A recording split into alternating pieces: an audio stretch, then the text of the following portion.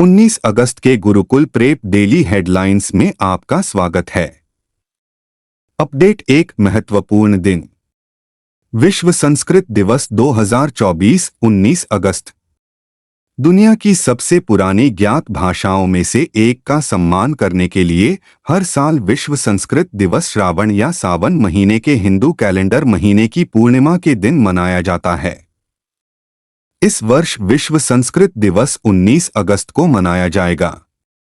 इस दिन के उत्सव का उद्देश्य संस्कृत भाषा के बारे में जागरूकता और प्रचार करना है। इसके अलावा उत्सव भाषा की पवित्रता और दिव्यता को भी चिह्नित करता है, जिसे देववाणी देवताओं की भाषा भी माना जाता है। संस्कृत दिवस का उत्सव 1969 में भारत सरकार द्वारा घोषित किया गया था। अपडेट। 2 महत्वपूर्ण दिन। विश्व फोटोग्राफी दिवस 19 अगस्त। फोटोग्राफी एक कला रूप है जो हमें क्षणों को हमेशा के लिए फ्रीज करने और रखने की अनुमति देता है। एक ही छवि कई तरह की भावनाओं और संवेदनाओं को जगा सकती है, जिन्हें एक नज़र से फिर से महसूस किया जा सकता है। विश्व फोटोग्राफी दिवस प्रतिवर्ष 19 अगस्त को मनाया जाता है, कला के इन पहलुओं का जश्न मनाता है। फोटोग्राफी का इतिहास फ्रांस में 1837 का है, जब जोसेफ नाइस्फोर नीप्से और लुई डागुएरे नाम के 2 लोगों ने पहली बार फोटोग्राफिक प्रक्रिया या डागुएरियोटाइप विकसित किया था। इसके बाद 19 जनवरी 1837 को फ्रेंच एकेडमी ऑफ साइंसेज द्वारा आविष्कार की आधिकारिक घोषणा की गई।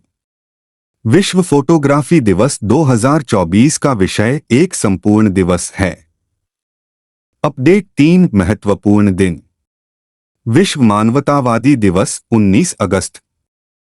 विश्व मानवतावादी दिवस 19 अगस्त को मानवीय कार्यकर्ताओं या वास्तविक जीवन के नायकों के सम्मान के लिए मनाया जाता है, जिन्होंने दुनिया भर में सबसे चरम परिस्थितियों में दूसरों की मदद करने के लिए अपना जीवन समर्पित किया है।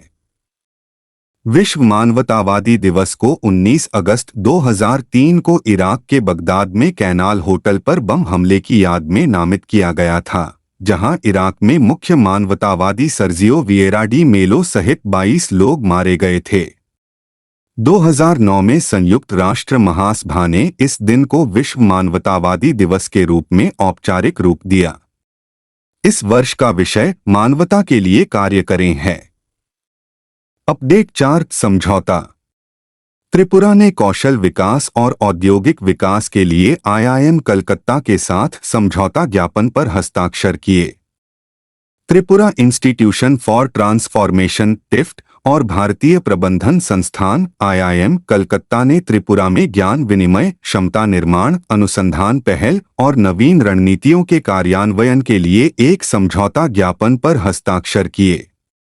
टिफ्ट के मुख्य कार्यकारी अधिकारी CEO और त्रिपुरा के सुशासन सचिव किरण गिट्टे और IIM कलकत्ता के डीन प्रोफेसर राजेश बाबू ने राज्य में औद्योगिकीकरण को बढ़ावा देने और कौशल विकास को बढ़ाने पर केंद्रित रणनीतिक पहल करने के उद्देश्य से समझौता ज्ञापन पर हस्ताक्षर किए। अपडेट। 5 पुस्तकें।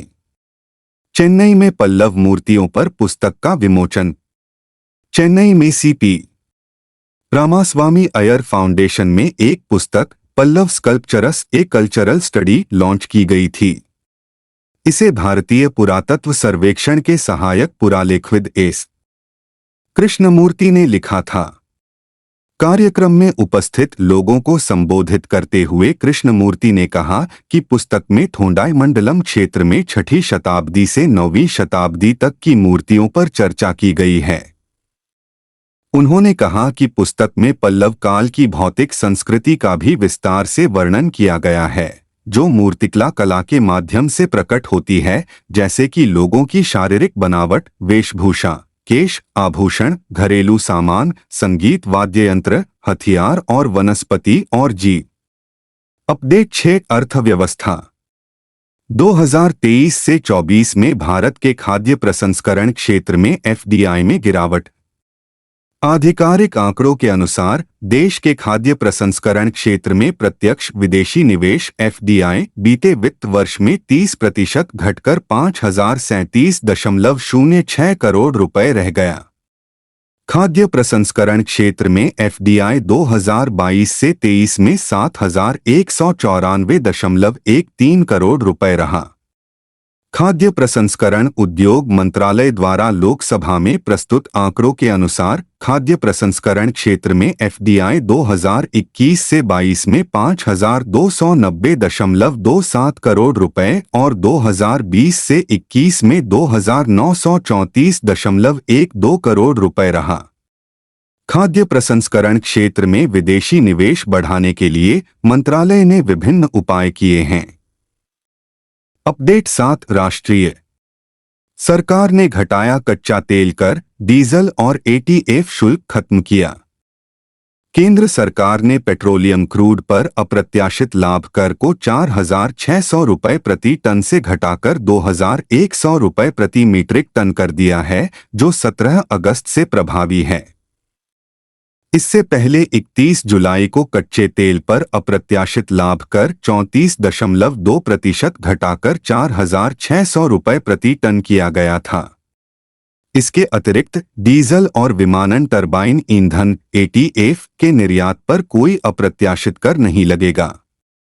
भारत ने जुलाई 2022 में कच्चे तेल उत्पादकों पर अप्रत्याशित कर लगाना शुरू किया और गैसोलीन, डीजल और विमानन ईंधन के निर्यात को शामिल करने के लिए इसे बढ़ा दिया।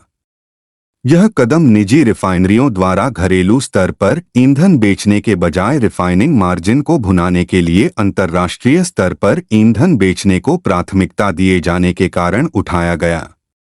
अपडेट 8 निधन। लेखक और कार्यकर्ता महेश चंद्र गुरु का निधन। लेखक, कार्यकर्ता और मैसूर विश्वविद्यालय में पत्रकारिता और जनसंचार के सेवानिवृत्त प्रोफेसर बीपी महेश चंद्र गुरु ने मैसूर में अपने आवास पर अंतिम सांस ली। उन्होंने rural communication in India, life and mission of डॉ. बी.आर. आम्बेडकर सहित 20 किताबें प्रकाशित की हैं। उन्होंने राष्ट्रीय और अंतर्राष्ट्रीय पत्रिकाओं में 219 शोध लेख भी प्रकाशित किए और विभिन्न राष्ट्रीय और अंतर्राष्ट्रीय सम्मेलनों में 139 पत्र प्रस्तुत किए। उन्होंने भारत और विदेशों के 27 पीएचडी शोध विद्वानों का मार्गदर्शन किया है। वह 2012 में कर्नाटक राज्य सड़क परिवहन निगम लिमिटेड, बेंगलुरु द्वारा दिए गए डॉ. बी.आर. अंबेडकर पुरस्कार के प्राप्तकर्ता थे। अपडेट 9 राज्य। केंद्रीय मंत्रिमंडल ने पश्चिम बंगाल और बिहार में प्रमुख हवाई अड्डा परियोजनाओं को मंजूरी दी। प्रधानमंत्री नरेंद्र मोदी की अध्यक्षता में केंद्रीय मंत्रिमंडल ने 2,962 करोड़ रुपए के निवेश के साथ बिहार और पश्चिम बंगाल में हवाई अड्डों के विस्तार के लिए 2 परियोजनाओं को मंजूरी दी। केंद्रीय मंत्री अश्विनी वैष्णव ने एक मीडिया ब्रीफिंग में कहा कि पटना हवाई अड्डे पर 1,413 करोड़ रुपए की अनुमानित लागत से एक नया सिविल एन्क्लेव विकसित किया जाएगा। पटना हवाई अड्डे पर प्रस्तावित नया एकीकृत टर्मिनल भवन 66,000 वर्ग मीटर के क्षेत्र को कवर करेगा और इसे सालाना 50 लाख यात्रियों की सेवा करने के लिए डिजाइन किया गया है।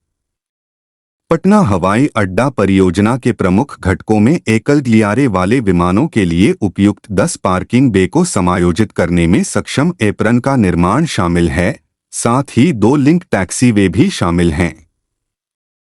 अपडेट 10 शिखर सम्मेलन और सम्मेलन। कॉमनवेल्थ लीगल एजुकेशन एसोसिएशन द्वारा कुमारकोम में आयोजित अंतर्राष्ट्रीय सम्मेलन। कॉमनवेल्थ लीगल एजुकेशन एसोसिएशन द्वारा आयोजित कानून और प्रौद्योगिकी, सतत परिवहन, पर्यटन और तकनीकी नवाचार पर 2 दिवसीय अंतर्राष्ट्रीय सम्मेलन 17 से 18 अगस्त तक केरल के कुमारकोम शहर में आयोजित किया गया। कार्यक्रम का उद्घाटन करते हुए सुप्रीम कोर्ट के न्यायाधीश बी.एस. गवई ने सतत विकास को प्राप्त करने के लिए विधायिका, कार्यपालिका और न्यायपालिका के बीच सहयोग के महत्व पर जोर दिया। सुप्रीम कोर्ट के न्यायाधीश सूर्यकांत ने इस कार्यक्रम की अध्यक्षता की, जिसमें भारत के अटॉर्नी जनरल आर वेंकटरमानी और सॉलिसिटर जनरल तुषार मेहता सहित प्रमुख हस्तियों का योगदान भी देखा गया।